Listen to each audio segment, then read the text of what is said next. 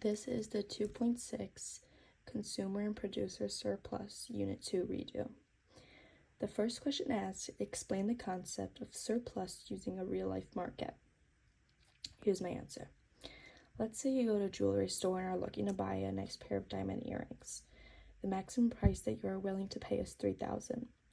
The seller that is trying to sell you his pair of diamond earrings said that he will sell it for no less than $1,500.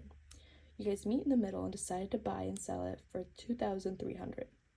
The consumer surplus would be $700 because you're willing to buy the item for $3,000 and ended up buying it for $2,300, giving you a surplus of $700 that you didn't spend. For the producer surplus, he wanted to sell it no less than $1,500, and he ended up selling it for more at $2,300, giving him a surplus of $800. Question 2 asks, draw a market graph and explain the following. So it's asking, where does consumer surplus and producer surplus exist on the market graph? So here's our market graph here, and as you see, above is this consumer surplus and below is the producer surplus. So to dive in deeper, consumer surplus represents the difference between what the consumers are willing to pay for the product or service and what they actually pay for it. So every consumer does have a maximum price that they are willing to pay. And on the graph, this is the area under the demand curve, and then also between the market price, which is this like equilibrium line right here. And it represents like the benefits, like the surplus that the consumer is receiving. So as we saw here, they got a surplus of $700 because they didn't want to spend more than $3,000, and they ended up spending $2,300.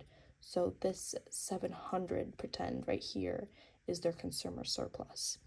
Now for producer surplus, it represents the difference between what producers are willing to accept for the good or service, what they're like willing to sell it for. Now each producer also has a minimum price that they are willing to sell for, and this is above the supply curve and goes up to the market price, which is our equilibrium line right here. And this represents the extra money that the producers receive from selling. The next question is how do you calculate the area of consumer surplus?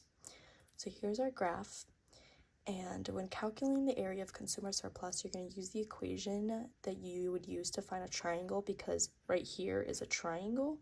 We want to find the area of this, so we're going to use 1/2 base times height. And to find the base, we're going to see like where the equilibrium lines fall, which are these dotted lines. And to find the base, we see that from here to here it's 5, because right here is 5, so that means our base right here is 5.